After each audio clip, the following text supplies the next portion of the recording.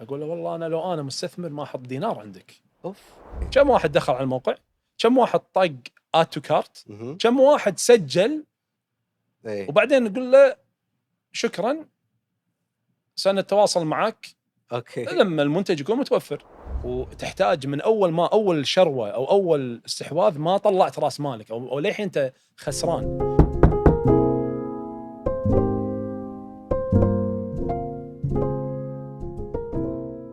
انتوا معانا في بودكاست الباب الخامس من هولستيك. انا معاكم حسن البحراني. هذا البودكاست مثل ما قلنا لكم سابقا وراح نكرر هذا الموضوع دائما في هذا البودكاست، هو فعلا موجه لرائدي الاعمال المهتمين في خلق مشاريع جديده. بس طلع فئتين او شريحتين دائما نسولف فيهم، يا انك تلقى رائد اعمال خلينا نقول من تجربته نظرته قد تكون سوداويه متشائمه من خلينا نقول العثرات اللي مر فيها، ولكن في ذات اللحظه هناك رائدين اعمال وافكار لمشاريع مروا بنفس ظروفه لكن حققوا نجاحات. ما نبي نقول ايضا الجانب خلينا نقول الواقع الوردي، ما نقدر نقول لكم ان المجال ما في منغصات، ما في عقبات، ما في بيبان مسدوده نحاول نبطلها وياكم. راح نكون وسطيين، راح نشوف هذه النظره وهذه النظره وندمج بينهم عشان نوصل الى خلينا نقول قناعات او افكار او حلول ناجحه في هذا المجال. وسوالفنا راح تكون يعني مهما كان السوالف في عالم البزنس قد يكون على البعض معقد شوي الناس تضيع فيه، بنحاول نوصله لكم بأبسط طريقة ممكنة. وضيوفنا اخترناهم من خلال كاتيجوري معين، لهم نجاحاتهم وأكيد لهم نقاط فشل مرة وفيها حولوها إلى نجاحات، زائد هم صادقين مع أنفسهم وسوالفهم واضحة صريحة من خلالها بنوصل لكم هذه التجربة. معنا اليوم إبراهيم الخليفي، أقدر ما أبي أعرفك بمسميات غير تيلة. اي حياك الله. يا هلا والله، يا هلا ابو علي، يا هلا مرحبا فيك. البركه. احنا بيباننا وايد، اي مو بس باب خامس. انا دائما اقولها الباب الخامس عشان توصل له لازم تفتح كذا باب قبل. واذا دشيت الباب الخامس راح تحوشك وايد بيبان، بعضها مقفله نحاول نبطلها، وبعضها مفتوح لكن وراها شيء مجهول من قله خبره احيانا تكون. خلني ابلش معاك في باب البدايات. تيله اول بدايه الشراره قبل لا يكون مشروع، شلون بلش؟ طبعا يعني مثل ما انت قلت، يعني مرات البدايات ما تبدا الا بتجارب سابقه، يمكن تكون هي فشل بس هي واحد تجارب، يعني واحد مر في اكثر من مشروع قبلها. فلما وصلنا الى 2017 بعدها كان انا عندي كذا مشروع، شيء تقني شيء لا ما كان بالفود سيكتور.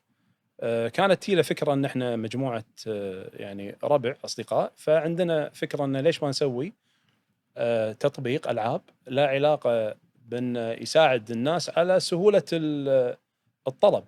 فعندنا اعياد ميلاد، عندنا حفلات قاعد تصير، فانا ابي اسوي ابلكيشن يسهل هالعمليه هذا.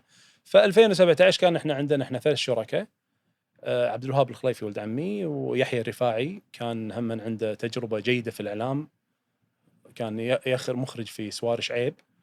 فدمجنا بين الاعلام، وذاك الفتره كان يوتيوب هو القناه الرئيسيه اللي كانت الناس كلها تشاهدها، خاصه الاطفال والكبار. فبدينا في يوتيوب تحديات العاب كذا من ناحيه التسويقيه، وابلكيشن. طبعا ما كان في البدايه ابلكيشن، كان ويب سايت، بعدها كذا شهر صار ابلكيشن. فهذه كانت البدايات 2017. بدأنا رحنا لين 2019 كانت أول يعني خلينا نقول انطلاقة جديدة، خذينا استثمار أول، وبعدها انطلقنا، دخلنا على كورونا، وبعدها الموضوع يعني سبحان الله كانت هذه بداية يعني، أو كانت كورونا يعني وقت ذهبي لأي واحد كان عنده أونلاين. فكانت نقلة نوعية صراحة في حجم الطلب، الناس بدأوا يعرفونك بشكل ما كنت انت يعني حتى تحتاج ان تسوق ذاك الفتره. الناس تتناقل الاخبار من عنده، نبي نلعب جاكارو، نبي نلعب اللعبه الفلانيه، بورد جيم، تركيب. الناس صارت واسطات يعني من عنده الكميه، لانه خلاص الشحن ذاك الوقت وقف والدنيا وقفت. صح. فصار الماركتينج فري، وهو اكثر شيء مكلف اللي هو التسويق، شلون الناس يعرفونك. فسبحان الله من ذاك الفتره 2000 2020 21 بعدين عاد 22 توسعنا دخلنا اسواق جديده. حلو. ارد على تيلا البدايات. تيلا قلت لي كنتوا ويب سايت، صح. بعدين تحولتوا الى ابلكيشن او العكس؟ اي كنا ويب سايت في ويب سايت. البدايه، اي مده شو 6 الفرق؟ شهور.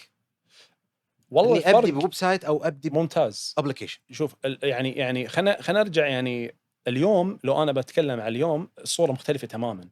بس احنا لو بداياتنا في 2017 18 كان انه واحد يكون عنده ابلكيشن، فهذا يعني في جهد كبير، في تيم وتطوير وهذا. فالفرق بينهم انت هني الابلكيشن قاعد تسوق مكان ان الناس تسوي داونلود حق التطبيق، تبي تستحوذ على العميل. غالبا الاستحواذ على العميل في ابلكيشن معناته ان انت ناوي تبيع له وايد مرات، وعندك سبب ان تبيع له مرات كثيره، لان طبيعه الموضوع يتكرر باستمرار.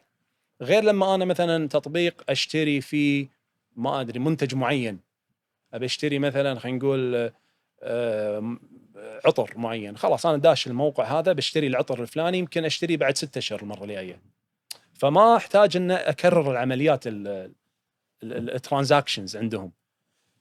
فالتطبيق انا اشوف اليوم اللي يبي يفكر يفتح له تطبيق، يا اما يكون خدمي فانت لازم تسوي شيء له تكرار، راح الخدمه يعني تستخدمها اكثر من مره، ومكلف حيل، وغالبا يعني راح تدخل في افكار الاستحواذ على العميل اللي بالبدايات ما كنت تظن انه هي يعني شيء سهل. كان الناس فتحت ابلكيشنز، ما يعني نسبه الناس اللي فتحت ابلكيشنز من الناس اللي نجحت وحققت وعرفت تسوي اكزت ولا كملت بربحيه، ما ادري، ما عندي احصائيه، بس يمكن ما تعدى 25% 30%. ال 70% الغالبيه العظمى الابلكيشن مكلف، فما يقدر يتحمل تكاليفه، ويمكن ما عنده خلينا نقول يمكن هو داش متاخر السوق، هذه جانب مهم. اوكي. ما كان من اوائل الناس اللي دخلوا في القطاع، وما عنده يعني المقومات اللي يحتاج اصلا ابلكيشن في الاساس. مو بالضروره يكون محتاج ابلكيشن. انا اي يعني بالضبط، يعني انا اشوف الاسهل ابدا موقع في البدايه، يعني ابدا موقع. بس وايد لاحظت قاعد تكرر قبل كان مكلف، قبل كان مكلف. اي نعم. واليوم وايد اسمع حتى لا بقعدات وايد. الدواوين، حتى بقعدات الدواوين بالشباب الافكار، دائما الافكار يقول لك خلينا نسوي اول قبل لا نفتح محل، خلينا نبطل لنا ابلكيشن اي نسوق فيه، خلينا نجرب. يقول لك خلينا نجرب. صح. هل هذا معناته ان إيه. الحين صار مو بديك الكلفه؟ اي يعني خلينا نقول هي انا كنت هني قاعد اتكلم على نقطتين. النقطه التسويقيه والتكاليف فيه من حيث تشغيله وتسويقه. بس اذا تبي من حيث يعني انه تطوره، قاعد تطور الابلكيشن، فهو اليوم وايد رخيص، يعني تقدر تسويها بمبالغ يمكن $1000 تقدر تسوي ابلكيشن، خاصه اذا كان الابلكيشن اليوم في كل قطاع تلاقي تمبلتس، يعني شغلات جاهزه بس تغير الوانك، تغير اللوجو فيه، فالناس خلاص صار شيء في تجاره، الناس بيع الابلكيشن او اعاده بيع الابلكيشن، فهذا صار اليوم وايد اكسسبل، رخيص، متوفر. زين، انا قلت في البدايه وهذا هدفنا في هالبودكاست، ان نحاول نبسط المصطلحات التجاريه. ايه. ها، هم لاحظت تكرر سالفه الابلكيشن في فكره الاستحواذ على العميل، انه يكون عندك العملاء عندهم ولاء وياك للبراند مالك. شنو فكره الاستحواذ على العميل؟ هل سالفه والله التذكير نوتيفيكيشنز بالابلكيشن، او انه والله سو خلينا نقول ساين ان على الابلكيشن عشان اعطيك خصومات معينه، او امتيازات؟ يعني شنو فكره الاستحواذ على يعني فكره الاستحواذ على العميل باختصار ان انت شلون تقدر يكون العميل هذا الداتا مالته بعد اول طلب عندك. ف فكره ان انت لما تيجي تسوق في نظامين. الويب سايت غالبا تبي انت تبيعه مره واحده، طبعا ممكن ينطبق على الويب سايت والابلكيشن، بس انا هنا افترض ان يعني ان الابلكيشن فكرته انه هو تستحوذ على العميل مره، وتحتاج من اول شروه او اول استحواذ ما طلعت راس مالك او للحين انت خسران.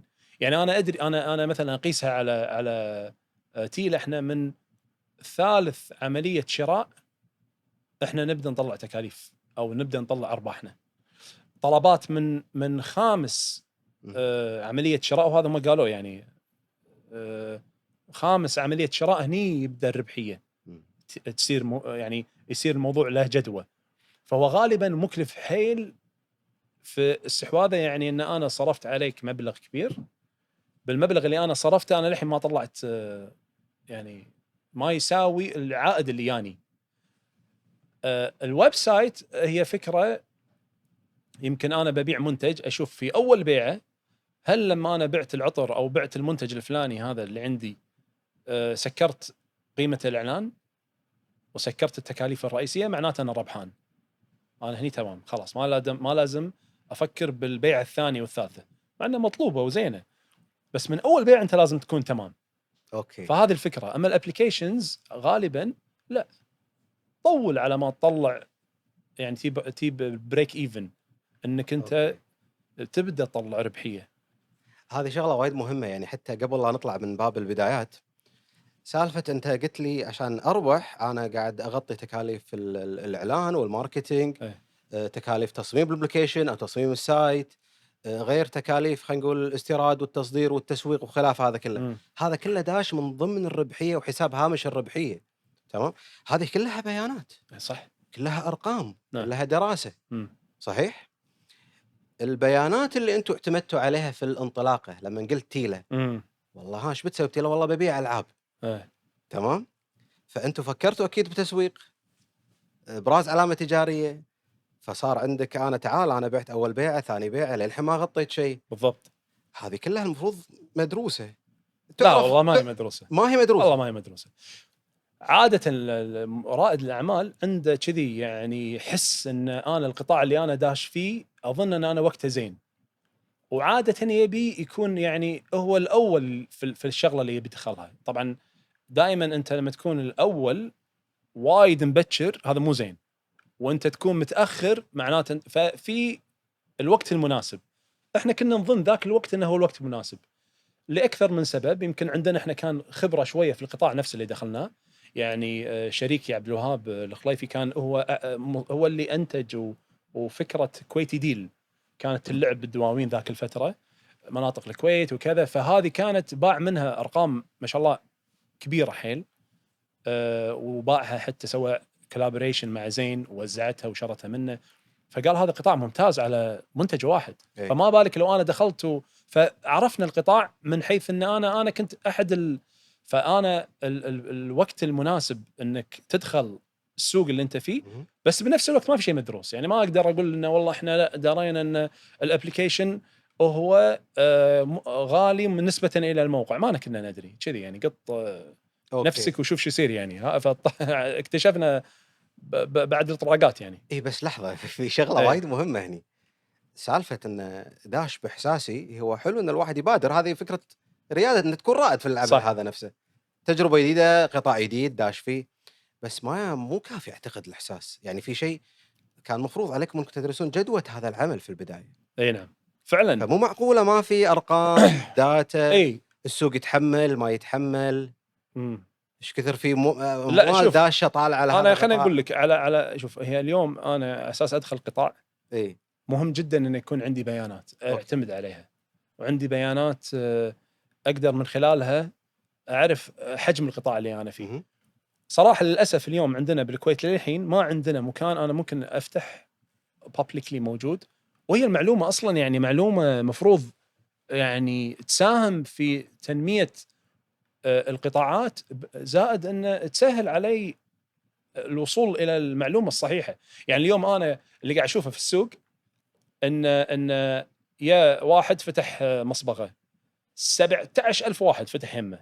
إي. ليش؟ لان شافوا انه مصبغه.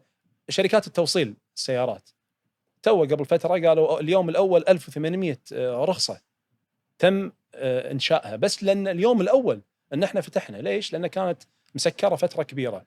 ما ادري هل الناس فعلا الكويت كلها تحتاج سيارات وتوصيل سيارات او دليفري، يعني شركات التوصيل. المشكله اليوم ان الناس الظاهر اللي موجود في الشارع والاغلب قاعد يشوفه هو الصجي، هو الحقيقه. واغلبه هذا يعني يمكن يعني ساتشريتد ماركت مليان. زين شنو يقول لي شنو المنتج او شنو القطاع اللي اليوم عليه مبيعات وايد زينه، لكن اللي فيه 20 واحد بس، ومبيعاته ال20 هذا تساوي مبيعات 500 600 واحد. لازم نشوف داتا، لازم يعني انا في الدول الخليج ما بيذكر، اقول السعوديه مثلا والامارات وقطر، بسهوله جدا انت تقدر تفتح على منصه الاستيراد، ما عندهم منصات تعرف الامبورت بالقطاع الفلاني، ايش كثر البضاعه اللي دخلت، ايش كثر بالضبط الفئه اللي هي دخلت فيها، كم كان اخر شحنه، كم كان معلومات كثيره بس في قطاع واحد اللي هو الاستيراد. تبي تعرف معلومات ادق، تقدر توصل الى معلومات المبيعات، تقدر سامبلينج في ماركت سامبلينج، طبعا تسويها شركات وتبيعها، بس الدوله معطتك الاساسيات اللي تقدر باكر تبني عليها قرار. بالضبط. فيا ليت هذا الشيء موجود. هذا الشيء موجود اعتقد، يعني خل انتقل وياك الى بس قبل لا اروح الى باب الفرص، في البدايات في شيء، في قصه، دائما القصص اي نعم. اللي تنقال في مجالات الاعلام والبودكاست او امم اللقاءات، دائما يعطونك خلينا نقول قصص النجاحات، صح؟ فعلا. يقول لك انا نجحت ووصلت وحققت، وهذا امم جانب تسويقي في النهايه. صحيح. بس عطنا قبل لا اسكر باب البدايات، عطنا العثرات اللي مريتوا فيها، ايوه. في لحظات صعبه، قرار ما كنتوا قادرين تاخذونه، وايد يعني. ومتى اذكر حسيتوا انكم بحاجه الى لا يا جماعه ما احنا عارفين، خلونا نستشير جهه معينه عندها داتا بيانات، خلونا نلجا الى ناس يسبقونا في قطاع شبيه. يعني انا صراحه في مو هذه ما هذا ما هو تسويق صراحه، بس يا ليت ذاك الوقت كان في قطاع يقدر يعطينا المعلومه واقدر الجا له في 2019 و18 و17. ما هو وايد كبير مثل شركات البيج فور، مهم. لا شركه مثلا ممكن تفهم قطاع الشباب وقطاع رياده الاعمال مثل هولستيك على سبيل المثال. كان انا لجأت لهم ذاك الوقت بسهوله، قلت لهم تعالوا انا عندي في شغله الفلانيه، انا بتوسع في القطاع الفلاني، ابى ادخل سوق جديد، ابى اتوسع في جانب معين، راح تكون وايد علي اسهل ان انا اليوم ادخل واخطي خطوات وبعدين ارجع، وهذا فلوس يعني يمكن راح تندفع، ووقت ضايع، وهو الاهم الوقت الضايع هذا اهم من الفلوس اللي راح تندفع. فعثرات وايد بالمشروع ما اقدر يعني ما ادري ايش إيه. اقول لك. يعني هي كل يوم تحديات، ليه اليوم هو كل يوم تحديات. شلون تقدر تتأقلم. يعني واحدة من الشغلات اللي احنا سويناها، خذينا قرار ان احنا نبي ننتقل من الكويت الى مصر. يعني احنا طلعنا من الفريق العمل، وكان فريق عمل صراحة قوي جدا، وعرف يعني يواكب كل التغييرات اللي نحوشها، لكن يتنا فترة من فترات في خبرات مو موجودة في الكويت. مم. ويعني بدينا ان ندور وين ممكن نروح. الطبيعي انك تشوف يعني مكان مثلا يكون احسن وارخص. اوكي. فمصر كانت من افضل الاماكن اللي ممكن الواحد يروح لها. مهم. طبعا لها تحدياتها الخاصه، لها ثقافتها في اداره الشركه عن طريق يعني فيها تحديات صراحه. لكن رحنا وخطينا الخطوه، والحمد لله اليوم احنا عايشين في استقرار كبير، بوجود يعني مكتب ثاني عندنا في مصر ندير فيه عملياتنا، وندير فيه امور كثيره. فهذا احس انه من العقبات والمشاكل اللي حولناها عرفنا نلاقي لها حل منطقي. شوف خلني اروح وياك الى، بما ان قلنا عن مصر ودول اخرى، وموضوع حتى بفتح وياك باب الفرص. اليوم اعتقد الفرص اصبحت يعني خلينا نقول جيده، بتوافر جهات معينه، مؤسسات تملك معلومات، امم بدال ما انت تخوض وتجرب وتفشل. الجا الى موضوع حتى دراسات الجدوى، موضوع البيانات اللي موجوده اليوم في شركات معينه ممكن تعطيك استشارات في هذا القطاع تجنبك الوقوع في عثرات انت في غنى عنها. بالضبط. ممكن حكي الدواوين اللي ينقال حكي امم عبثي قد يكون احيانا، يمكن واحد ما جرب، غير لما تروح الى قطاع معين هو مطلع على وايد قطاعات او وايد مشاريع مرت في تجارب معينه تعطيك خلاصه الموضوع. باب الفرص، امم لما رحتوا مصر، اي نعم. قصه مصر، ايه وقبل مصر يمكن كان عندكم حتى فتحتوا سوق السعوديه. صح. اعتقد قطر، لا قطر لا، السعوديه والكويت. السعوديه والكويت اي ومصر. اي مصر طبعا هذا باك اوفيس نسميه، يعني احنا ما دخلنا السوق نبيع فيه، اي لكن هذا سوق في يعني احنا موظفين هناك. شنو الفرص اللي رايحين لها في مصر؟ وشنو اي الفرص المختلفه في السعوديه؟ اي يعني طبعا هذا يعني دخولنا للسوق السعودي هو توسع عمليه، يعني احنا وصلنا الى سوق وحجم سوق ممتاز بالكويت الحمد لله، فاحنا رحنا نشوف ان السوق الاكبر. طبعا السوق السعودي هناك سوق جدا يعني كبير مقارنه مع اي سوق خليجي ثاني، و يعني الفرص فيه انصح اي واحد عنده يعني بدأ في الكويت، وخاصة البدايات في الكويت تعطيك ميزة ان انت تقدر تجرب منتجك، تقدر تجرب خدمتك بسوق مثالي يعتبر. حجم السوق لا هو كبير الكويتي ولا هو صغير. لما رحنا السوق السعودي احنا كنا جاهزين من حيث الابلكيشن، من حيث البرامج، شلون الاستحواذ على العميل تكون. فجربنا هذه كلها، فدخلنا على السوق السعودي الحمد لله بطريقة يعني كانت مدروسة. فهذا جانب السوق السعودي. اما الجانب السوق او في مصر كانت شوي مختلفه. يعني كانت مصر احنا بدينا ب 2019 بمصر، يعني احنا بالبدايات كانت ان عندنا موظفين يعني عددهم بسيط 3 4. اوكي. اي وكان نصهم بارت تايم، بس كانت الهدف ان احنا عندنا ابلكيشن. تطوير الابلكيشن والمينتننس ماله مكلفه جدا ذاك الوقت، حتى خاصه ذاك الوقت. فلا مصر كانت مكان ممتاز، عندهم التكنولوجيز اللي احنا نبيها، عندهم الخبرة اللي في السوق ذاك ممتازة. تمام. فعيننا هناك باختصار، كانت الخبرة موجودة والتكلفة يعني مناسبة. كامتياز خلينا نقول تقنيات في تصميم ابلكيشن وغيره، كامتياز بالاسعار، كله كامتياز. كله تبي من يعني حتى الموظفين خبراتهم، تبي حتى من حيث المصممين الماركتيرز هناك. سوق كبير اللي ببالك. يعني لو تفكر شنو ممكن تحتاج كواحد عنده اي بزنس سواء ابلكيشن او غيره، لا السوق المصري عميق وفيه. طبعا يعني الفتره هذه الحاليه لا انا ممكن عندي وجهه نظر ثانيه عن اللي بيروح في السوق المصري ويفتح هناك. ممكن يعني يكون ياخذ حذره غير بداياتنا احنا. من اي ناحيه؟ يعني خلينا نقول دول الخليج كلها اليوم قاعد تلجأ الى إيه؟ تفتح مكاتب في مصر مع تغير العملة، وصارت التكلفة هناك جدا مغرية لأي واحد يروح هناك يفتح، وخاصة كل شيء صار أونلاين اليوم. بس بنفس الوقت صارت الموظفين هناك فهموا أن الكويتيين والخليجيين بشكل عام هم رايحين يفتحون يجربون حظهم، يعني احتمال تضرب احتمال لا، فهو يكون حذر معك. فيدخل عندك بباله هو عنده خطة، أنت عندك خطة وهو عنده خطة. غالبا الموظف اللي يبدأ هناك يقول أنا بجرب نفسي 6 أشهر، بعطي نفسي 6 أشهر. هو نفس الشيء معطيك 6 أشهر، يبي يعطيك 6 أشهر، يمكن راتب يكون عالي اللي يطلبه منك، يمكن هو مرتب اموره بطريقه معينه انه بعد 6 أشهر يقول لك السلام عليكم.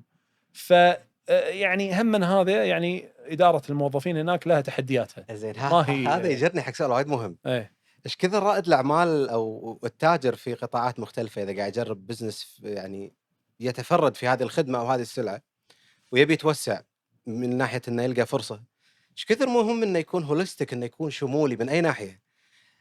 اذا كانت عندك فرصه انك تطلع في سوق اخر غير الكويت، ايه تبي تتوسع، امم ايش كثر مهم انك تكون شمولي بانك تدري ان السوق اللي داشه بحاله توسع مو نفس شكل او لون الخدمه اللي كنت تقدمها بالكويت، وايش كثر او تطوير الخدمات اللي انت بتسويها برا، امم ايش كثر ممكن تخدمك في السوق الكويتي، امم اي يعني لان هذاك سوق يعني اسواق مختلفه، حاجاتها مختلفه، ومنافسينها يعني مختلفين. يعني كنت تظن انت هناك تروح متوقع ان مثلا على سبيل المثال بالسعوديه يعني لما احنا رحنا دخلنا شغلات بسيطه ما كنا حاسبين حسابها. الموقع يعني اللوكيشن بالسعوديه مو مثل الكويت، انا ادش منطقه قطعه شارع منزل انتهى الموضوع.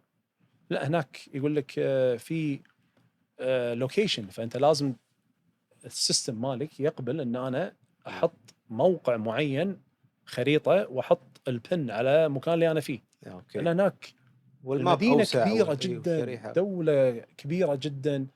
ف لا لها احنا الكويت وايد سمبل، احنا فمو معناته انك بسيط. ناجح في الكويت بالضروره تكون ناجح في اي دوله اخرى.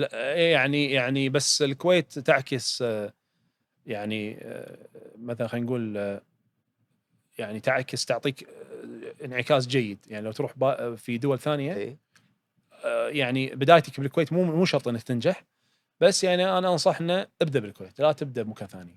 هذا جرني حق سؤال وايد مهم أي. كذي طرى على بالي.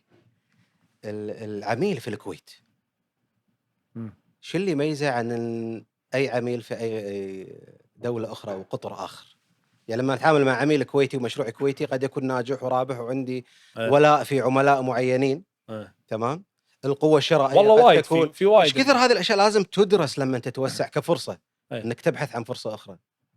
والله وايد في مزايا جيده بالعميل الكويتي صراحه. م. منها انه يعني بالنسبه له الخدمه تسبق السعر، يعني السعر مهم. الخدمه بالنسبه له يعني اهم من السعر. يبي خدمه، هو دفع يظن انه هو دفع، يبي ياخذ مقابل اللي هو دفعه خدمه مميزه. يمكن لا تبالغ بالسعر، بس يعني اقصد يعني ما هو وايد مهم السعر. باقي الاسواق او يمكن في اسواق معينه لا السعر يعني يكاد يكون مثل اهميه الخدمه. السعر من غير خدمه لا. الكويت السعر شوي منطقي خلينا نقول، اوكي. لكن خدمه مميزه ما عندي مشكله. اروح راح اجربك يا معود، ريحتني انت، ريحني لا تعور راسي، خلاص هذا مريحيني. ففكره الجوده والخدمه، تقديم الخدمه هذه بالنسبه للكويتي يعني فوق كل شيء.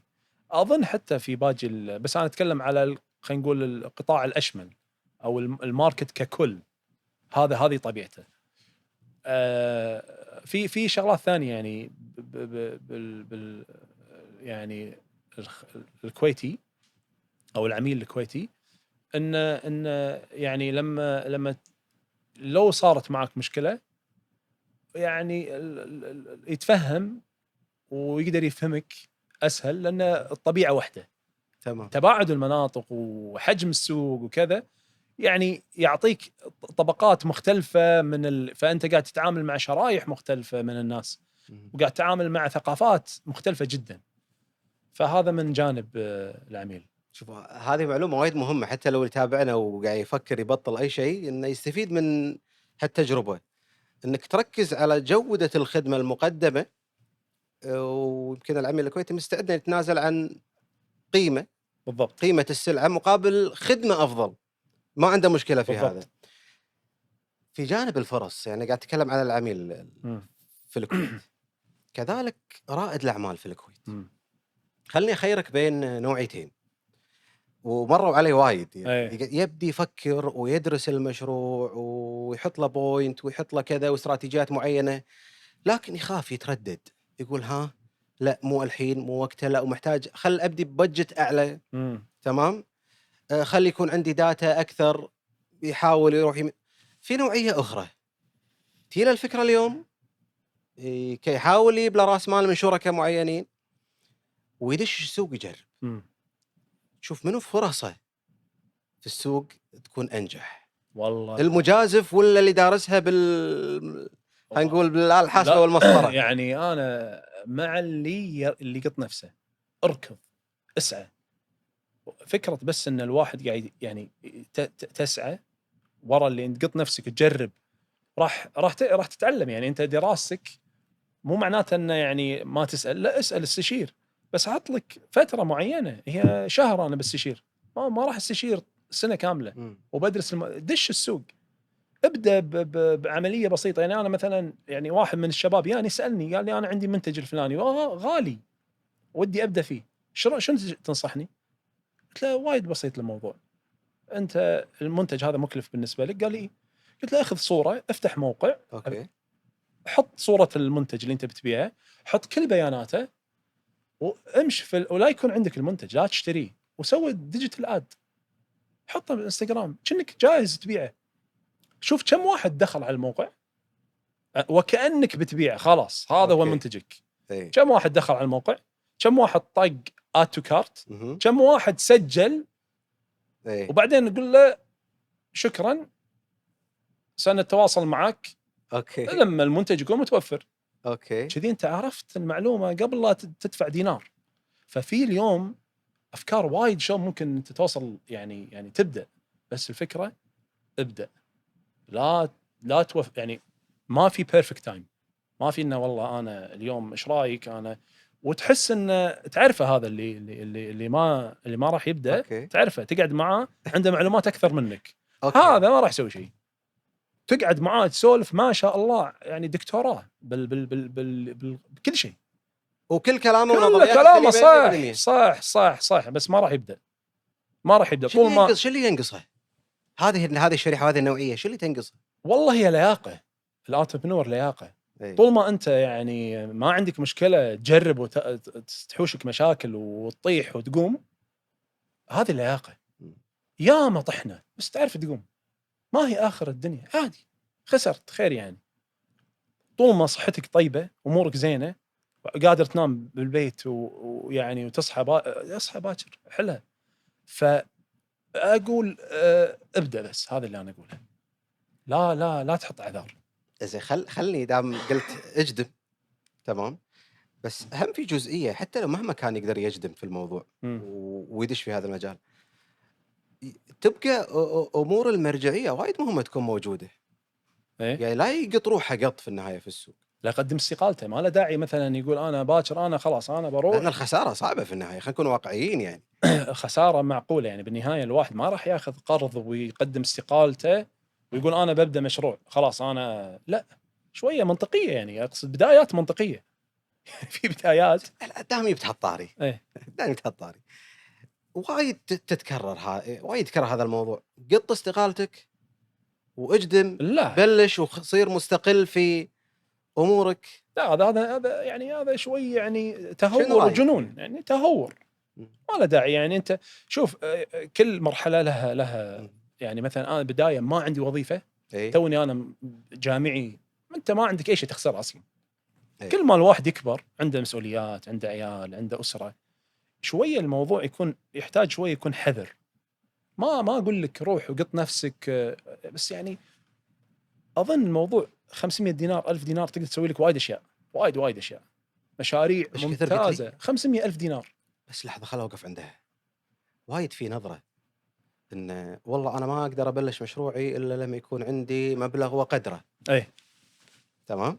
يمكن زين. هذا اللي يرد ناس، او والله احتاج جهه تمولني ايه عشان اقدر ابلش من النقطه الفلانيه. في ناس ما تبي تبدي من الصفر، تبي تبدي لان عندها مثلا دراسات معينه، استشارات، عندها تفكر بالماركتينج، تفكر في التسويق، تفكر في ربحيتي يمكن ما تدش علي الا عقب كم سنه، خل إيه. عندي باك اب.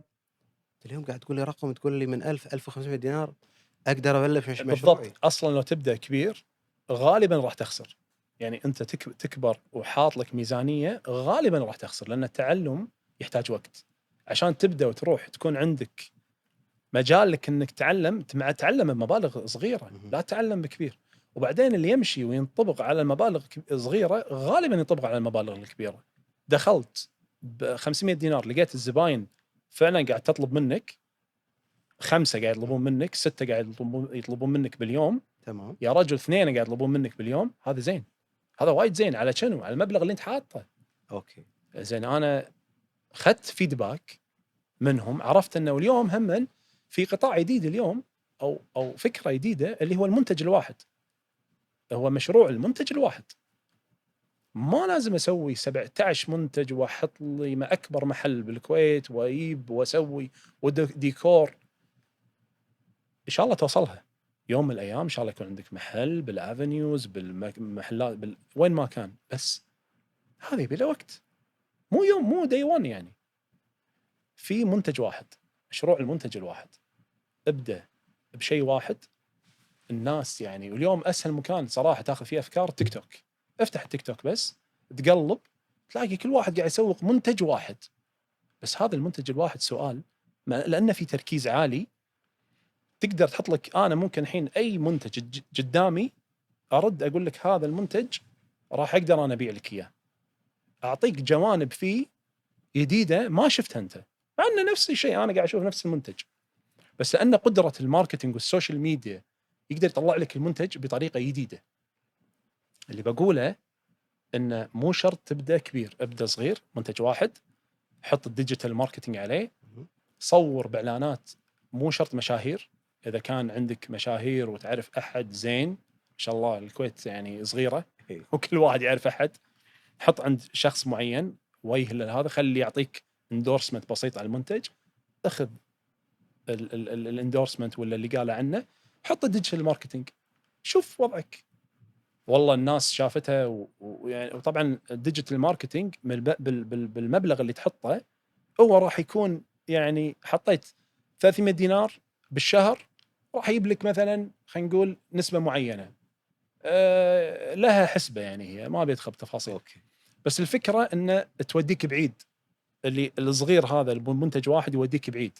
فانصح انه يعني ركز، خاصة هالايام هذه، على فكرة اذا واحد ما عنده مشروع قاعد يفكر، فكر بمنتج واحد. تمام.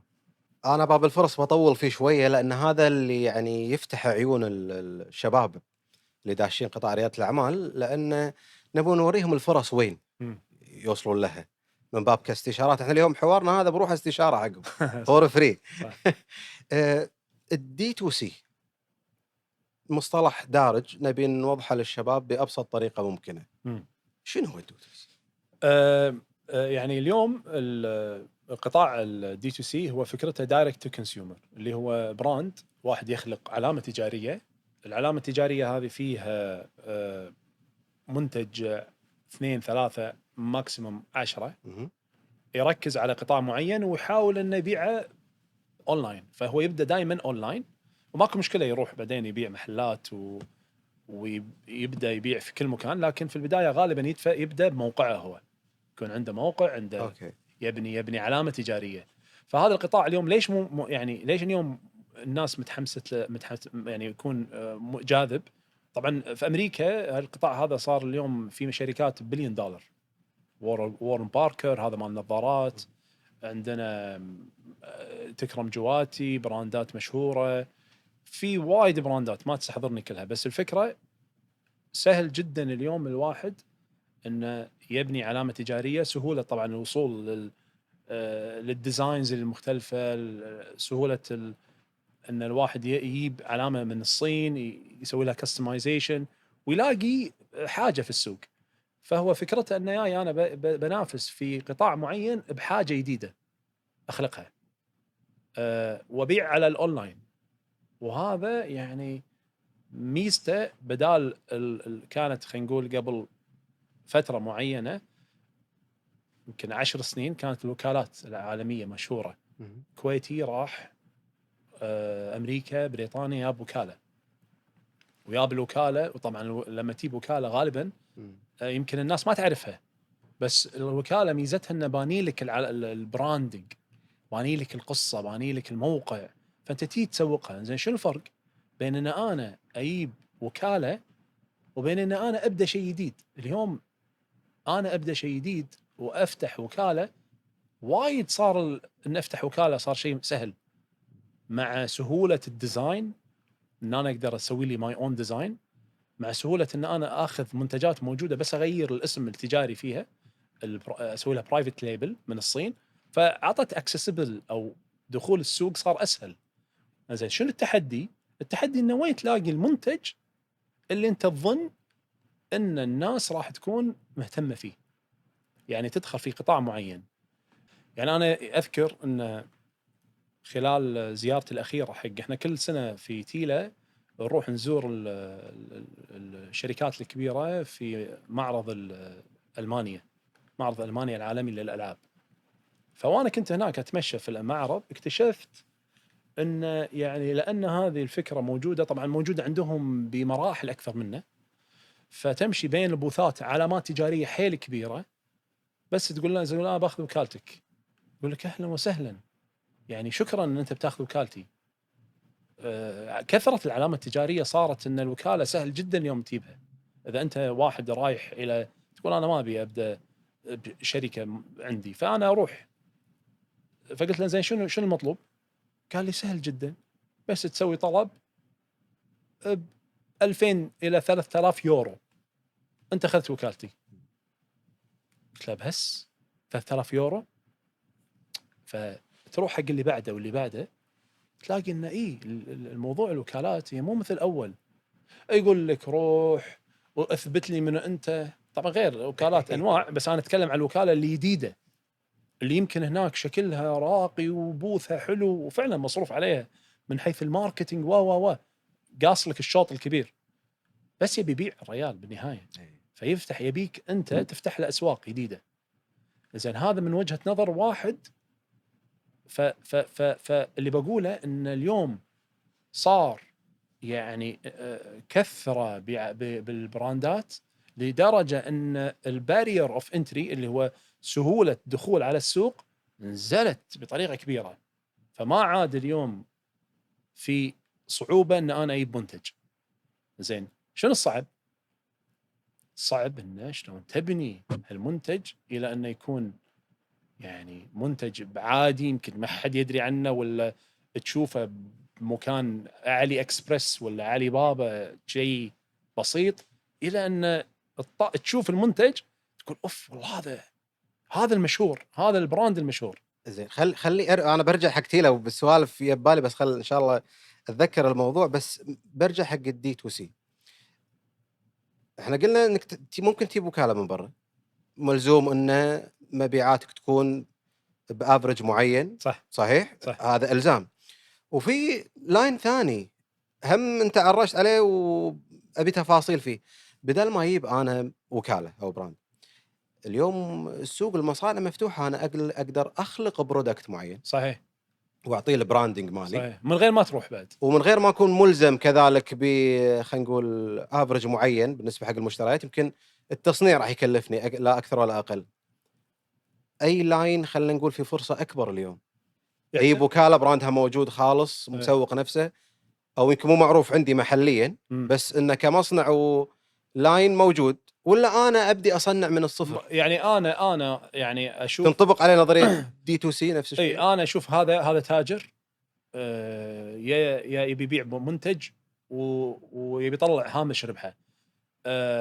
ما في شيء صح وغلط بالنهايه، يعني كل بزنس في بزنسز تصلح حق ناس اكثر من ناس، بس اللي فيه خلينا نقول مستقبل اكبر وحريه اكثر انك انت تبني علامتك التجاريه الخاصه فيك. بالضبط. ليش؟ لان انت تملكها في النهايه، استقلاليه اكثر إيه منها يعني بالقرار قرار.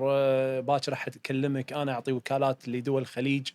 تخيل ان انت اخذت وكاله عالميه مشهور، مو يمكن عالميه لكن ما هي مشهوره، يمكن انت جيت وشهرتها في المنطقه وصارت بالكويت حيل معروفه. يا واحد بالسعوديه كلمهم قال لهم انا باخذها بالسعوديه. أي. كلمهم واحد ثاني قال انا باخذها اللي بالامارات. زين هذه فرص كانت انت احق فيها لو كنت انت اللي باني العلامه التجاريه. تمام. فهي بالنهايه ما في شيء صح وغلط. حتى في هذا الجانب ايه اهميه البيانات وتحديدها، عشان اعرف انا وين اللاين اللي لازم اروح له. ايش كثر مهمه. إيه. قلنا كل هالخطوات وكل هالامور. يعني بالامور المحاسبيه بالامور إيه يعني شوف البيانات هذا يعني يجرنا على الحديث على اليوم بناء البراند. شنو سهوله بناء البراند بالايام اللي احنا اليوم نعيشها؟ تدري ان اليوم سهوله ان انا افتح الشات جي بي تي واكتب له والله انا عندي فكره الفلانيه، سوي لي دراسه في العالم منو يمثل مثلها، المنتج هذا شنو مزاياه شنو عيوبه، حط لي يعني وتبدا تتكلم عادي ويرد عليك. فهذا يعطيك سهوله انك انت اليوم المعلومه مع الذكاء الاصطناعي وسهوله هذا ان انا ابني. كنت اول انا اطول جدا، اليوم انا بشكل سريع جدا. فوجود سهوله البيانات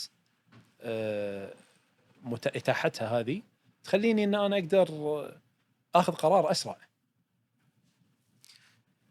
انت خلنا نقفز كذي على موضوع باب المستقبل.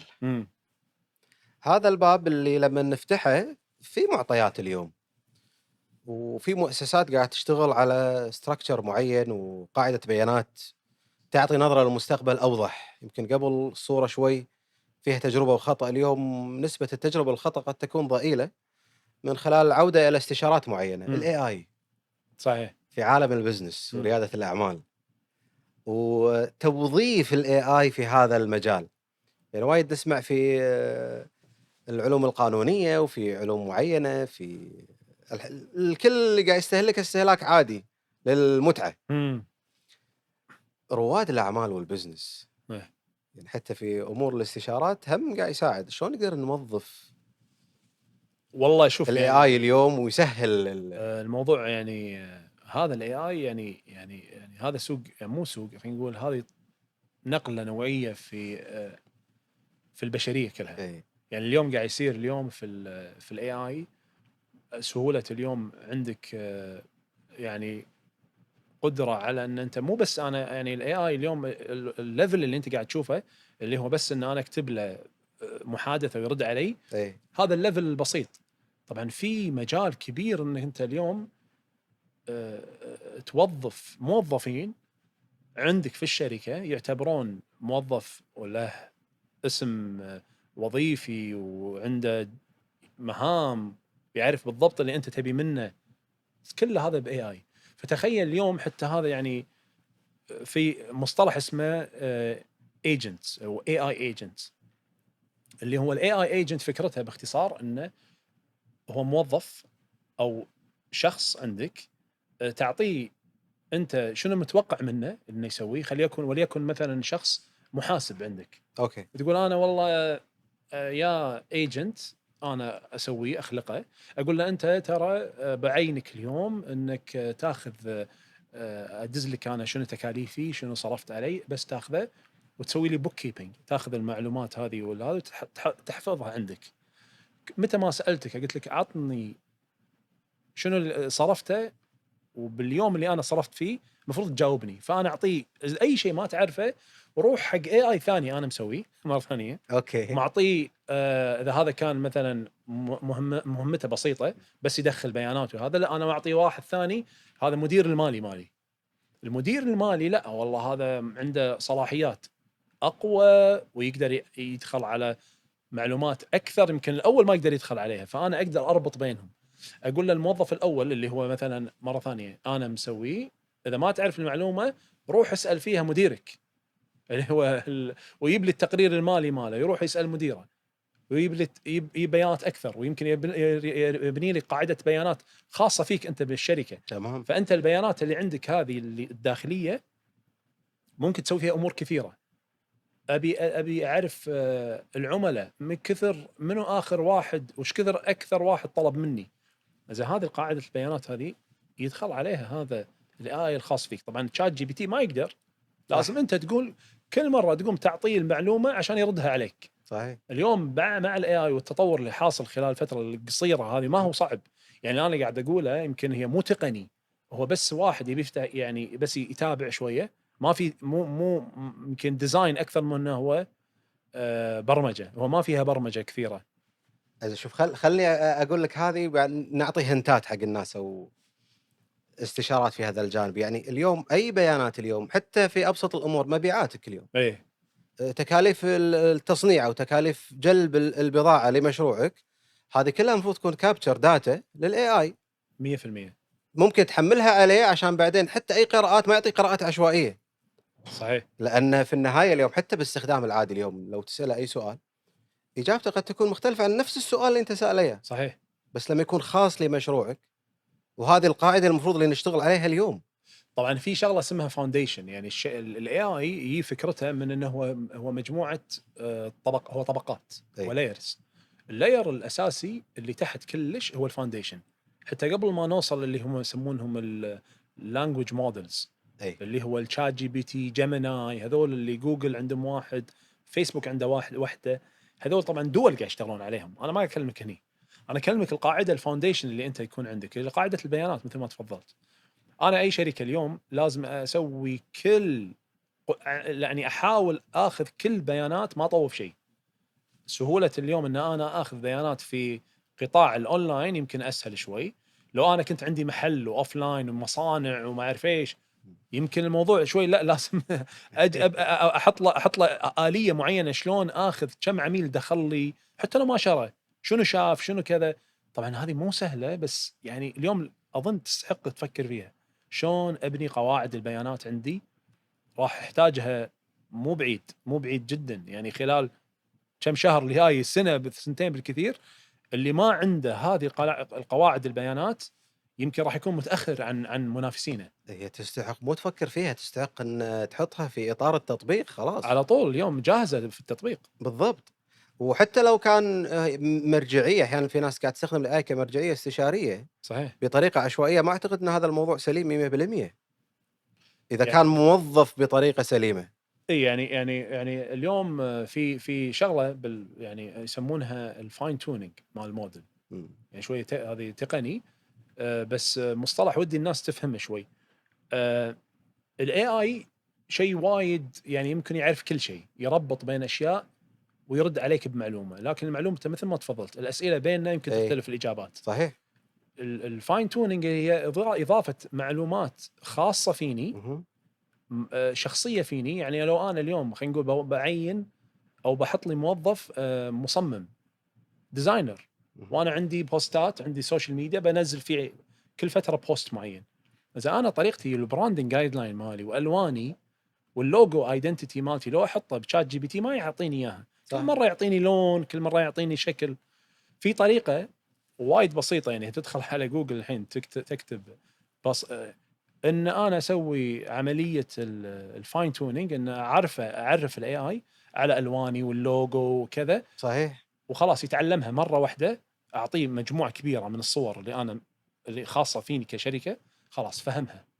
تالي لما اقول له عطني بوست لايفنت معين او بنزل بوست معين، هو يرسم لي اياه، مهم. يسوي لي الديزاين، احط فيه يمكن الكونتنت اللي ابيه، ويطلع لي صوره.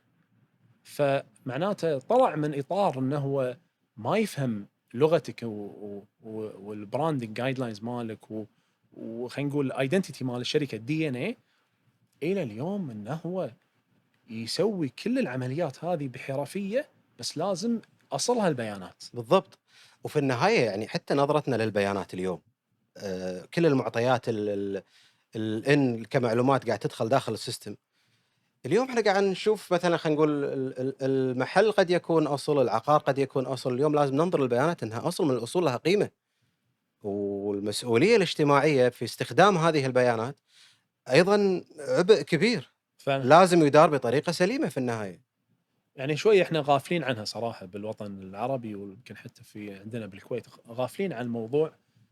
شنو يعني اطر البيانات هذه؟ شلون انا يعني شنو اللي اقدر استخدمه، شنو اللي ما اقدر استخدمه؟ في وخاصه اليوم مع هذا ممكن يعني يبيعونك ويشترونك انت بالنهايه سلعه، بالضبط. انت ككستمر وبياناتك سلعه. فيعني اظن هذه يبي لها شويه ضبط، ويعني اساسا الاستخدام اليوم مالها مثل ما قلت. هذا المهم جدا ان الواحد يتبناه اليوم كبيانات وداتا، لان يعني حتى انت لما ترجع الى اي استشاره ما في اي قطاع، فاليو الاستشاره هذا ما هي من فراغ، ما هي الا من خلال قاعده بيانات ضخمه، شبكه علاقات قاعد تعطيك خلاصه تجربتها في استشاره معينه تقودك الى الطريق السليم في النهايه. صحيح. انا ما ابي اطلع من الاي اي وايد، وبرجع له مره ثانيه، وهم في باب المستقبل تيلا، وبرجع حق بدايه تيلا وين وصلت في المستقبل وين رايحه. تيلا يعني انبثق منها شيء مستقل ايه. كبرودكت حتى، ايه. ركزتوا بمجال تك شويه. صح. تمام. هم ابي مستقبلكم وين شايفينه حتى في تسويق احنا بالاعلام نقولها كذي، احنا نسوق خلينا نقول الحاجه في البدايه، ايه. بعدين ابدي اسوق لك الحل. مم. ما بيعطيك البرودكت اول، خل اخلق الحاجه عندك. وهذه خطه ذكيه في النهايه، مم. اعتقد انتم رحتوا لها. صح. اليوم احنا يعني قولي استراتيجيه هذه وين رايحين ايه فيها يعني يعني بالمستقبل. يعني طبعا احنا وايد فيتشرز داخل الابلكيشن. اي. يعني كنا في البدايه نركز على ان احنا سهوله الاستخدام، كون ان احنا ابلكيشن، ما احنا يعني ما احنا بياعين منتجات صح، بس هم احنا الاستخدام. فعندنا اوكي. بعض الفيتشرز اللي احنا تميزنا فيها. مهم. يعني سوينا تغليف كان فتره، يعني نزلنا فيه ما كان احد كان يفكر فيه، اللي هو فكره انه انت تسوي تصميم خاص فيك أوكي. بيرسونلايزد، ترفع صوره الولد او ولدك، تحط الخلفيه اللي انت تبيها، تكتب الديزاين اللي انت تبيه تصممه على كيفك، وتطبعه، واحنا نطبعه، ترفعه ونطبعه لك عندنا في المخزن خلال عمليه تحضير الطلب، نغلف فيه الهديه ويوصلك خلال اقل من 4 ساعات. فطباعه، بيرسوناليزيشن، وماس بيرسوناليزيشن. فهذه من الشغلات التقنيه اللي وايد حلينا فيها مشاكل. اليوم الهديه هي نص يعني، او خلينا نقول، احنا نقول التغليف وعرض الهديه هو نص الهديه. اوكي. فشلون تعرضها بطريقه والتميز بالهديه، هذا نصه. غالبا اللي يروح عيد ميلاد يجيب الهديه، ترى الحضور ما يفتح الهديه قدامه، ياخذ يفتحها بالبيت، بس تقديمها. فهذا ركزنا عليه، قلنا هذه حاجه وهذه الناس قاعده تطالعها بشكل مختلف، تمام. فتعال خلينا نطور فيها، خلينا نبدع فيها. ففعلا سوينا هذه الخدمه، واليوم لليوم ما في احد ولا منافس قدر يسوي اللي احنا سويناه بالبيرسوناليزيشن هذه اللي احنا سويناها. زين، هذا يجرني حق باب المنافسه. ايه باب المنافسه اعتقد مو احنا اللي نبطله، هو غصب يتبطل. طبيعي. ها تلقى صح. فجاه هذا الباب اللي تشوفه مسكر، انت مرتاح، البزنس مالك شغال، فجاه تلقى الباب هذا دون سابق انذار ينفتح، وتلقى في منافسه اصبحت بالسوق، صحيح. حتى لو كنت متفرد في قطاعك. ما نبي نقول اسرار، في النهايه الاسرار تبقى اسرار، يعني ما ابي اقول عطني اسراركم في هذا التعامل، بس شنو طريقه التعامل مع المنافسين؟ ايه انا اظن القطاع اللي ما في منافسه معناته هذا قطاع ما يخليك طارد، تطور. طارد، يعني ما في قطاع يعني منطقي، بالمنطق يعني ما في قطاع ناجح وجيد وقاعد يسوي الا ولا تلاقي فيه منافسه. لان بالنهايه المنافسه معناته انه مكان حلو، الناس له يعني في بزنس جيد هنا، اي. فالناس دخلته. غير ان المنافسه ترفع من مستوى الخدمه عندك، انت دائما تحاول انك تقدم افضل ما عندك، بس مرات يعني تريح. التنافس هذا يخليك دائما قاعد يعني تحاول تسبق في احد في السوق، قاعد تحاول تنافس. غير انه يعني فكره ان المنافسه هذه، اذا ما كان موجود المنافس راح يجيك منافس يعني غصبا عنك يعني. اذا خلني ما خلني خلني اطرحها من بهالطريقه. ايه اذا كنت في مجال ما لقيت فيه منافسين، هذا يعطيك مؤشر على شنو؟ ان هل قطاعك ماله وايد اخاف، مستقبل؟ وايد اي. اخاف، وايد اخاف. انا ذا قطاع يعني، خلينا نقول جتني فكره اي. وقلت اوكي منو منافسيني؟ ما لقيت احد. وهذا يعني شغله يعني تخوف. ليش ما في منافسين؟ هل معناته البزنس مالي ما راح يعيش، ما له بالضبط. مستقبل؟ يعني هل ان انا داش في مكان ما له مستقبل؟ حتى انا لو انا بي مثلا اليوم المشاهدين قاعد يشوفون يقولون انا ببدا في فكره جديده متفرده ما صارت، انا اول سؤال واحد يسالني اقول له وين موجوده؟ يقول لي مو موجوده، ما شفتها بمكان. اقول له والله انا لو انا مستثمر ما احط دينار عندك. اوف. يعني انا معقوله في شيء انت قاعد تسويه اليوم بالوقت اللي احنا فيه ما حد سواه من قبلك؟ روح شوف، لا تشوف امريكا، اوروبا، شوف وين مكان، باي مكان بالعالم.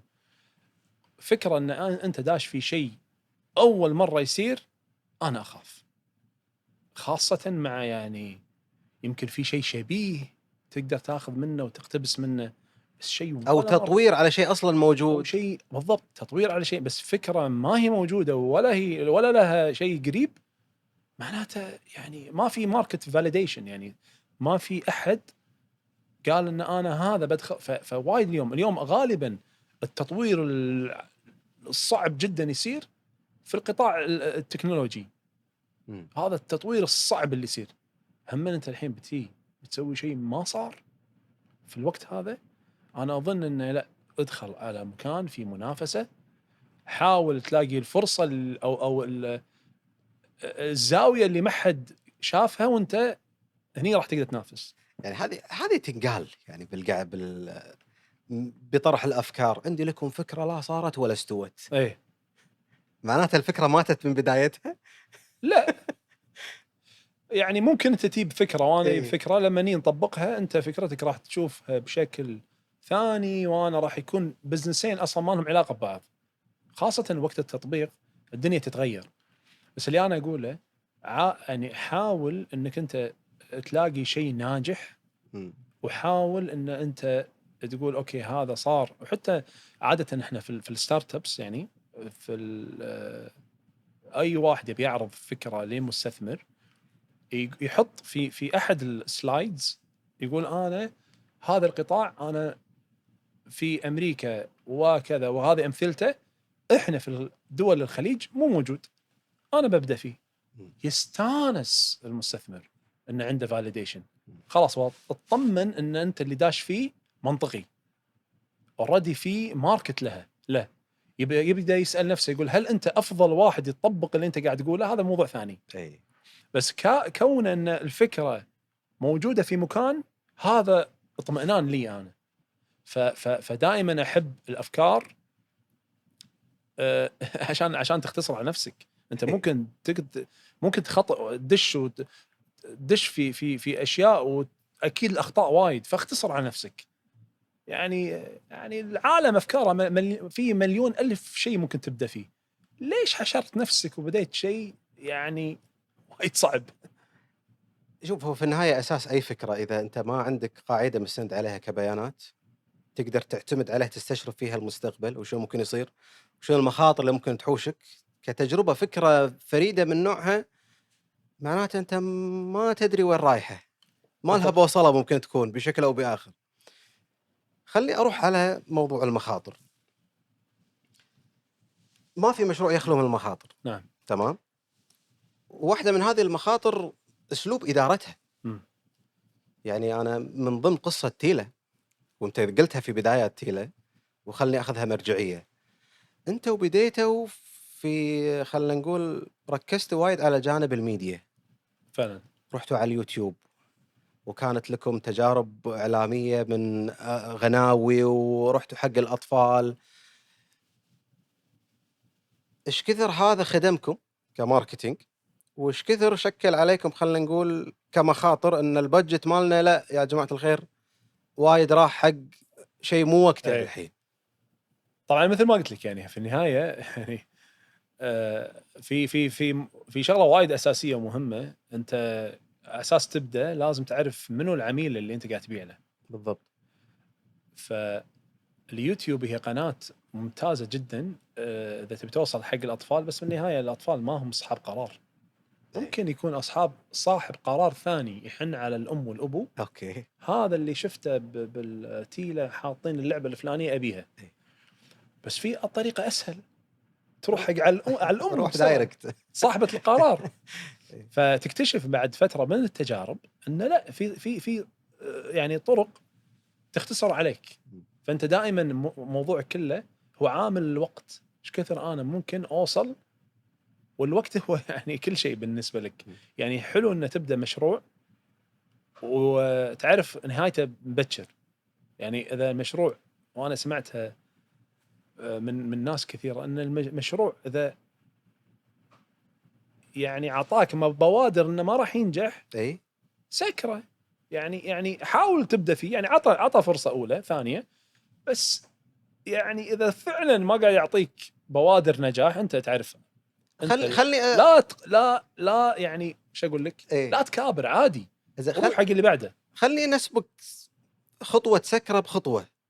ايش كثر مهم قبل لا تسكره انك يعني تاخذ استشاره.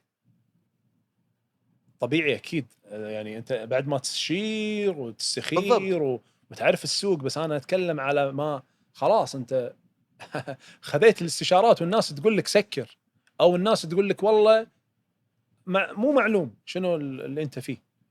فانك تكمل على شيء انت مو شايفه مثل ما خططت له، خلينا نقول بالبدايات حطيت لك يمكن انت اهداف بسيطه ما وصلت لها خلال فتره قريبه، اقطع الخسائر. يعني وقف الخسائر، ستوب لوس. بالضبط.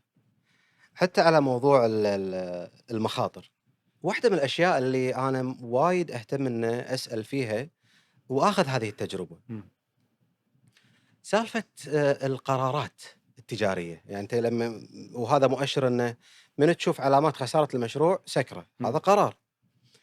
القرارات أحيانًا تكون من دافع خوف، قلق، حالة نفسية يمر فيها المبادر أو التاجر. إيش كثر تأثر الحالة النفسية على موضوع اتخاذ القرارات؟ وأكيد أنت مريت فيها، آه، أكيد آه، 100%. طبعًا شلون يعني تعاملك مع المشاعر في تأثيرها على اتخاذ قرار معين؟ إمم.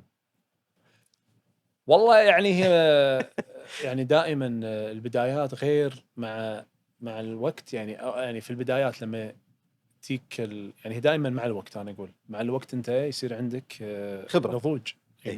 تنضج، يعني مشاعرك تنضج في مثل أي شيء ثاني، مثل مع نفس الشيء بالbusiness. ما تتذكر هو موقف قرار خذيته ندمت عليه لأن الحالة المزاجية أو النفسية أو المعطيات أو البيئة أثّرت على قرارك بشكل سلبي، ننصح الناس إنه شلون يتعاملون معاها؟ و والله قرارات يعني وايد. كثيرة وايد، يعني خاصةً أنا أقول لك في البدايات كانت أنا أتكلم من التسويق، لأن التسويق أكثر شيء كان إي. مكلف، يعني صرفنا مبالغ كبيرة جدًا في السوشيال مو بالسوشيال ميديا عند المشاهير، زين كان في وهذا يعني وضروري وأساسي ولازم أنا أشوفها لأي بزنس، بس همًا في جانب ثاني التحكم فيه أفضل.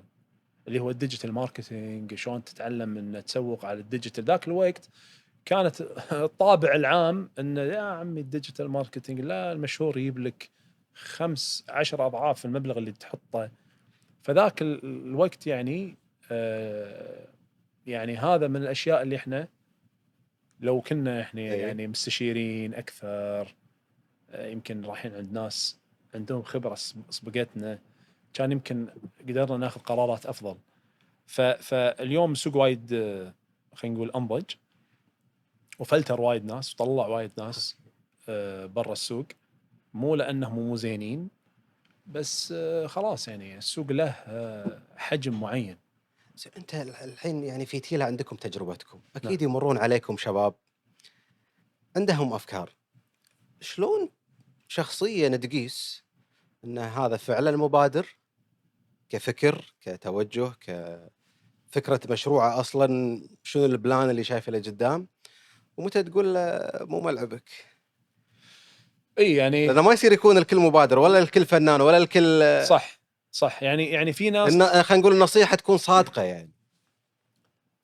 شنو المعطيات اللي تعطيك تقول هذا مبادر فعلًا والّا هذا لأ مو والله يعني المبادر يبي يعني في مزايا كثيره المفروض يعني اول ما اشوفها احس فيه المبادر منها انا اشوف شغلتين صراحه اللي هو القدره على ان أنا فعلًا إذا عندي شيء باسويه باسويه، يعني الإصرار هذا إن أنا باسويه أوكي. خلاص أنا قفلت أبي أسوي الشغلة، حتى لو مرات تقول له ترى لا مو زين بس هو عنده قناعاته، هذا تيجي مع الوقت يتعلم شنو يعني شلون يسمع النصيحة، بس هذه مهمة إنه فعلًا ينفذ اللي يبيه، الصفة الثانية إنه هو واحد يعني آآ عنده شوية creativity يعني عنده إبداع، عنده يطالع شلون يعني تفكر خارج الصندوق، يشوف المشكلة إلى فرصة، ما يشوف المشكلة إلى مشكلة، إي. ينظر إلى كل مشكلة وين الفرصة فيها، فيحب المشاكل، لأن فيها وراها فلوس، أوكي. كثرة المشاكل إمم. معناته في أشياء أقدر أحلها، فit's a problem solving يعني هذا الentrepreneur شلون يحل المشاكل. بطلنا وايد بيبان وياك، أول شي أنا مشكور جدًا على وقتك، ساعة وعلى المباركة. النصايح والاستشارات المجانية اللي أعطيتنا إياها، وفي النهاية لمن سوينا هذا البودكاست كان هذا هدفنا أمانةً، إن نقدم مساحة حوارية لرواد أعمال لهم تجربتهم في هذا المجال، يثرون الناس اللي حابين يدشون هذا الباب. نعطي خلينا نقول منطقة وسطى ما بين التشاؤم والتفاؤل خلينا نقول اللي لابد أن يكون بحدود معينة. في شيء في بالك في باب ما بطلناه ودك تبطله والله في قبل البداية لا في النهاية ياخذنا أحب الوقت؟ لا والله أحب أشكرك أبو علي وايد يعني كان حتى طريقة الحوار والأسئلة كانت وايد يعني مرتبة وجميلة ف يعني أنا ودي يعني هالجانب من الحوار وهالجانب من الطرح اللي يكون منطقي حيل، بالضبط. يقدم شيء فعلا الواحد يقدر يسمعه يقول اوكي، يعني منطقي، مو بس الى يعني مو شيء احلام. كلمات كبيره اي. واحلام ويلا واحنا راح فشيء واقعي، اقدر اخذ شيء ينقال، يمكن يعني ان شاء الله يكون في شيء لا قيمه الواحد يستفيد منها حتى لو شيء بسيط. ف يعني هذا اللي حبيت اقوله. مشكور على اللقاء. يعافيك. بس قبل لا نختم، احنا عندنا ترك في البودكاست ايه. مالنا. احنا عندنا كتيب الباب الخامس، هذا خاص في هولستيك. كل رائد اعمال له تجربته نعم. ولا تطلعاته والاشياء اللي يتمناها. راح نعطيك هذا الكتيب ونبيك تكتب بدون ما تقول ايش راح تكتب، ايه. وانا اختم البرنامج. تكتب لنا فيه لو كنت على كرسي قرار مم. مسؤوليه، شنو القرار اللي راح تتخذه؟ اول قرار يخدم فيه رواد، تخدم فيه رواد الاعمال، تحس ان هذا الشيء ناقصهم. الشغله الثانيه، ليش انا ما سالتك عن اسرار؟ لان تبقى اسرار. فبيك تكتب النصيحه الذهبيه مم. بالنسبه لك مم. لاي مبادر وده يبلش مشروعه. شنو النصيحه اللي تهمس له اياها باذنه وتقول له اياها على ما نختم برنامجنا في دقائق الاخيره؟ هذا كتيبنا وراح ينشر ترى. لا. اي، ما تكتبه سينشر. ان شاء الله.